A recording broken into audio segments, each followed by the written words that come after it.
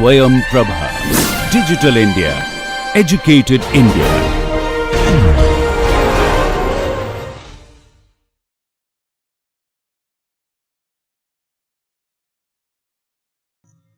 So let us take the next example.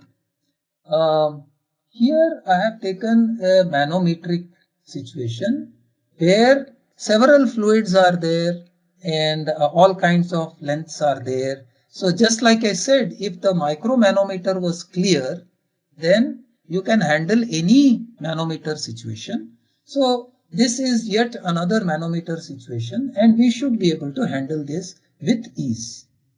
So let us look at this question here. I have got a bulb here. It has got a PA and a PB. Okay. And it says that determine the pressure difference. So determine the pressure difference in pascals.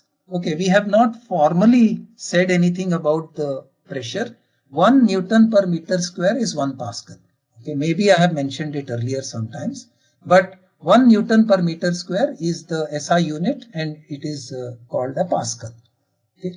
So the difference, and I don't need to tell you why it is called a Pascal. So determine the pressure difference between points A and B. All dimensions are given in centimeters. Right? The density of benzene, mercury and kerosene. Okay, one thing before I go ahead, you can see that it is given. So in your slides, it should become visible. So theta was equal to 15 degrees.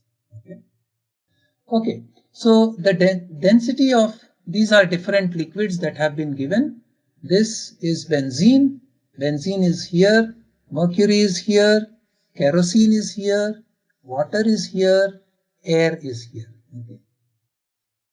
Okay, so what is the first thing that we are going to want to do now? Anybody? The first thing that we want to do when we try to navigate a question like this. What would we like to do? Anybody wants to hazard a guess? Sir, maybe we want to find the places which have equal pressure.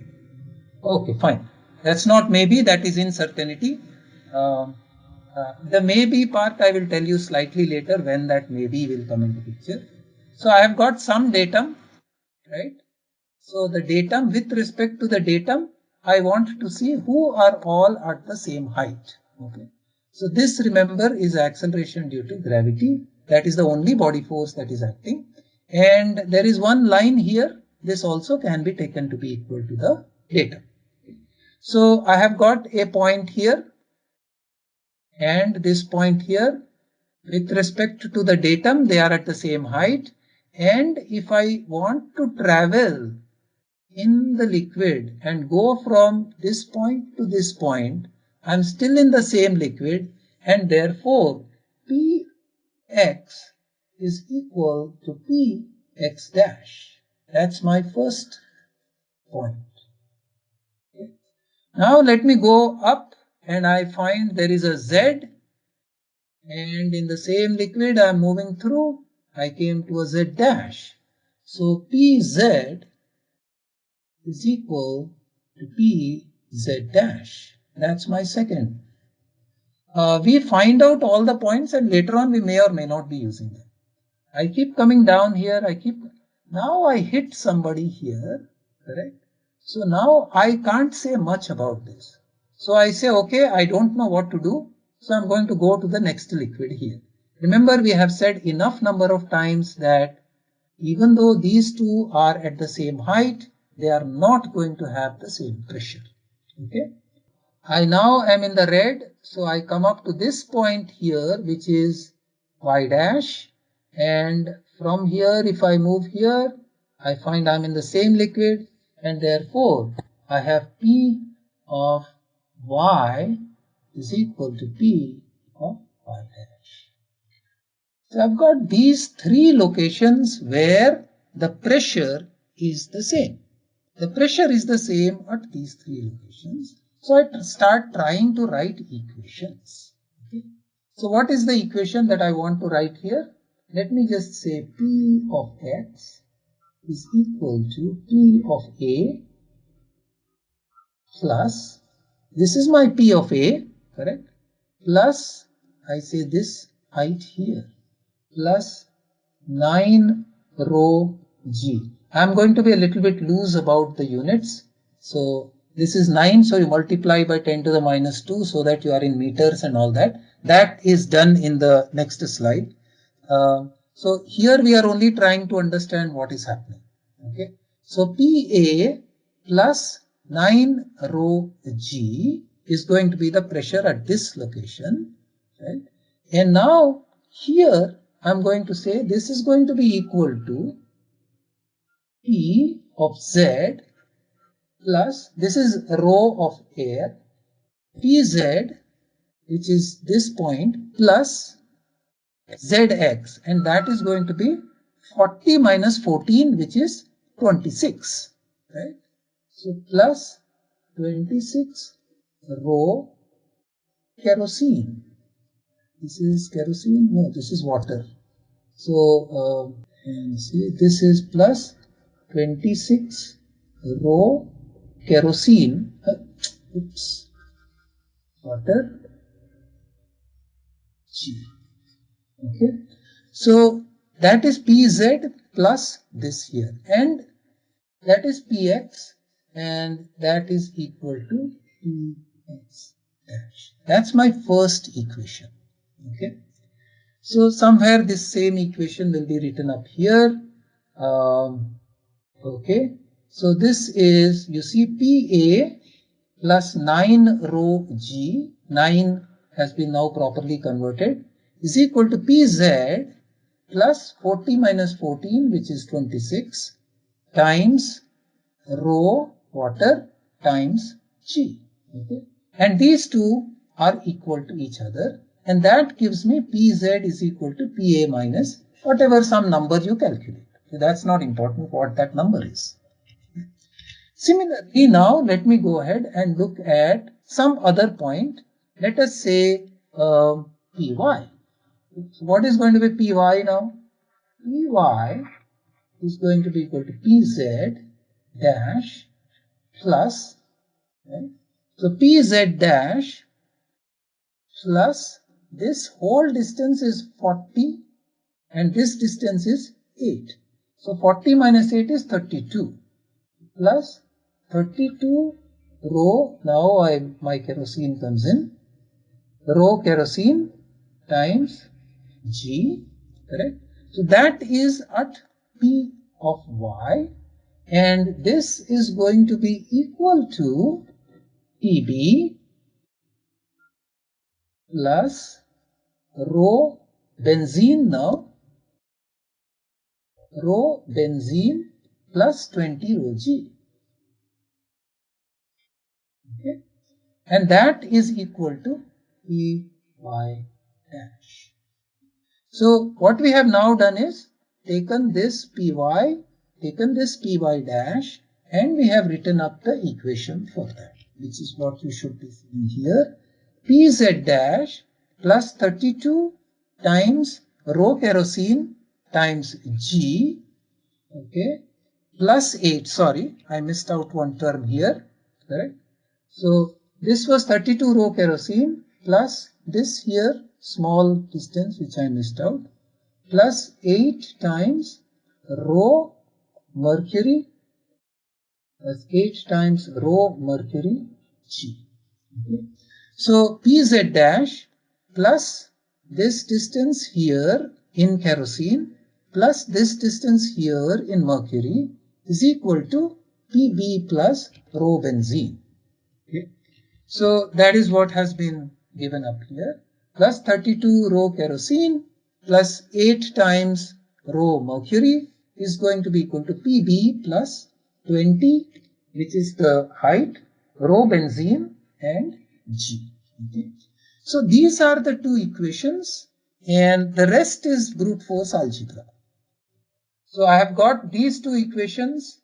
I know that this is equal to this. So I get an expression in terms of Pz dash and Pb, and Pz dash I get from here, and that's going to give me an expression in terms of Pb and Pa.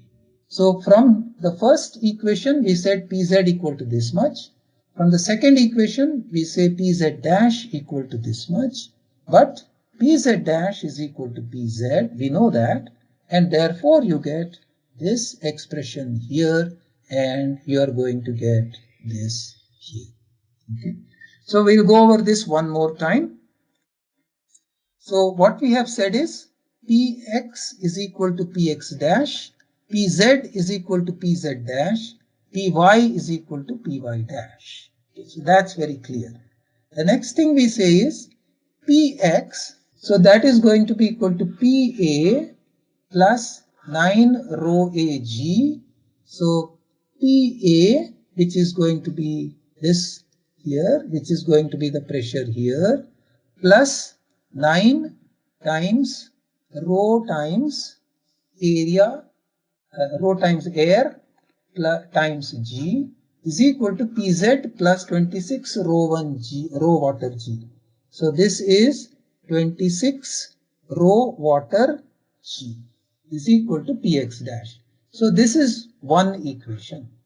The second equation is Py, which is this point here, is going to be Pz dash plus 32 in kerosene and 8 in mercury. 32 in kerosene, 8 in mercury, and that is Py. And now you come to Y dash. Y dash is Pb plus 20 in benzene. Okay. So once you have written those to this equation, which is the first equation for the one and the second equation for this, now you just get the Z is just now brute algebra that has to be done. You get Pb minus Pa equal to this. Okay. So here is a container, okay, that has a circular cross section. Determine the upward force on the frustum of the cone. Okay, so this is a circular container, and therefore there you will see that this will be cylindrical, and this is going to be the frustum of a cone. What is the downward force on the plane EF? Is this force equal to the weight of the fluid? Why? Now, if the question had not given this, okay, then I would have started to consider this as a difficult question. Okay? Because the author has given that part, that makes it an easy question. Okay? Let me tell you why. Now, there is this container. Okay? What is the downward force on the plane EF? Can anybody tell me what is going to be the downward force on the plane EF? The force on the plane EF is going to be the pressure on EF multiplied by the area. Correct? Everybody agree? The pressure on the downward face here, which is this guy is the, so this is EF. Okay. The pressure here is going to be some number times the area has to be the force, right? This is what we have always been saying. Now, there is the weight of the liquid. What is the weight of the liquid? The weight of the liquid is everything that is contained inside here. Right? Okay. So now let me ask you, what is the pressure coming on the base of this cylinder or whatever vessel it is? Okay. Is it equal to rho GH? So what is the pressure here? This guy here. Right? This is the pressure, correct? This is pressure PEF, right? So PEF is equal to what? Rho G times H.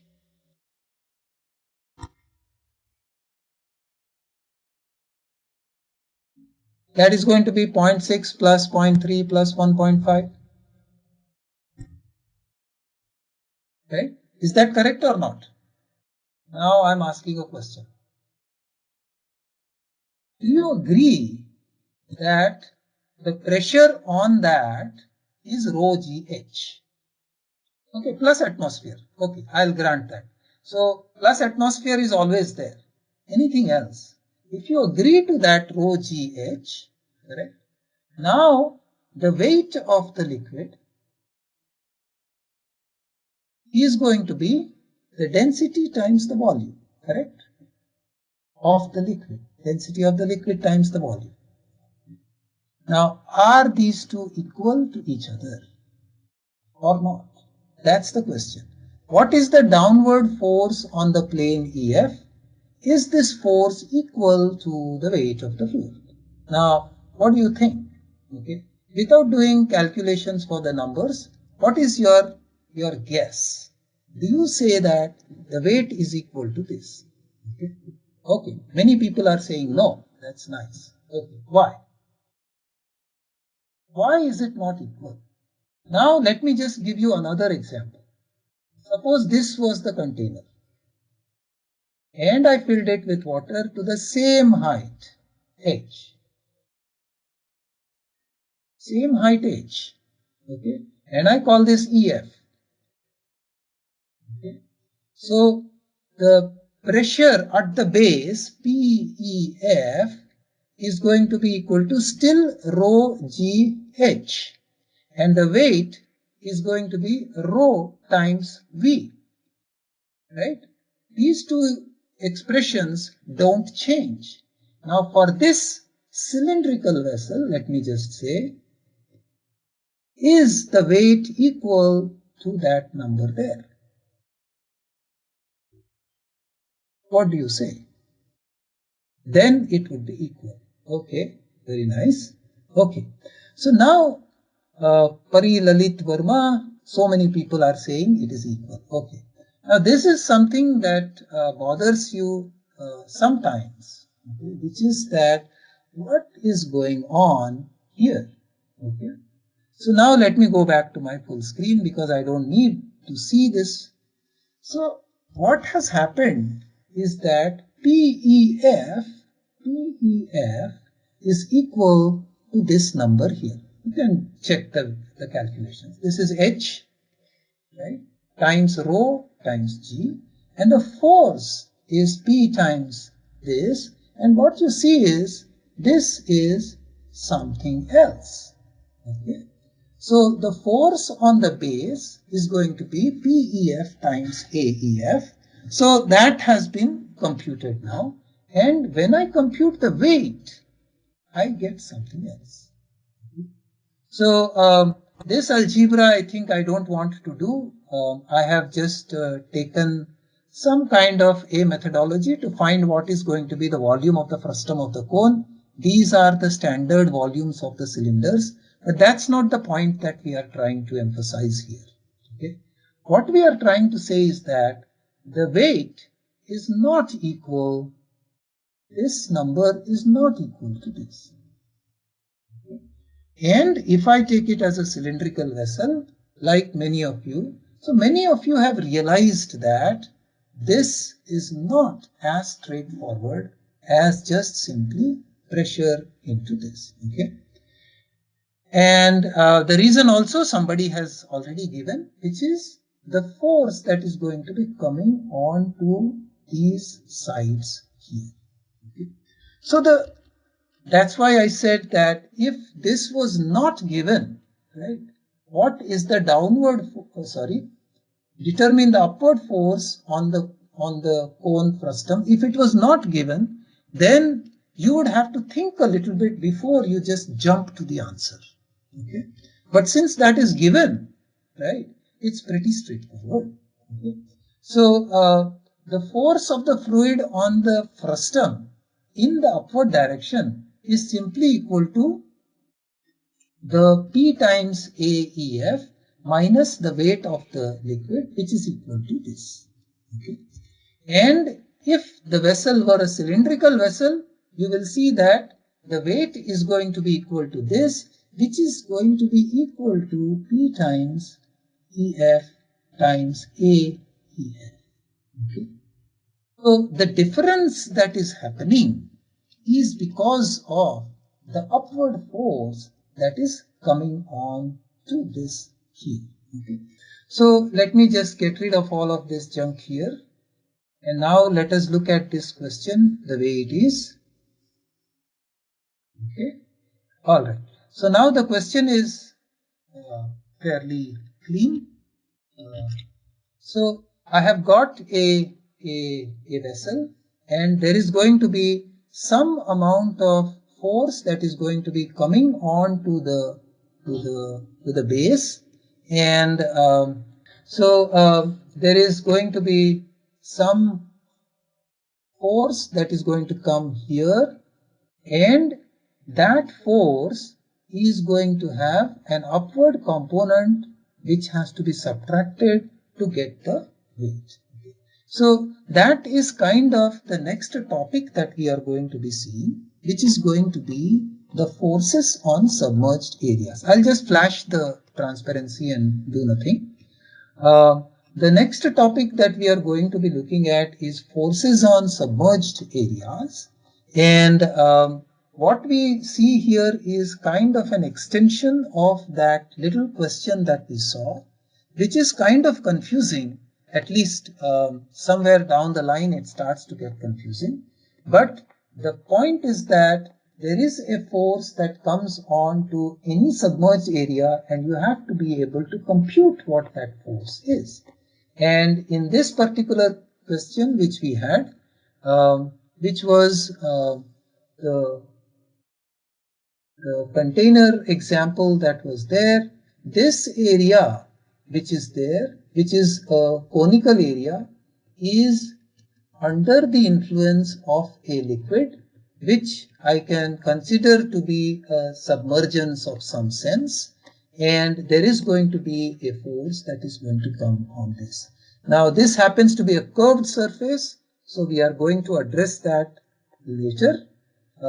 What we now are only going to start doing is to look at the force on a submerged area. We start with a plane area, then we go to a curved area. The previous example which we had was a curved surface, and this is some kind of a submerged area, and we are going to be able to compute what that is as we go along. Okay. With that, let me just close.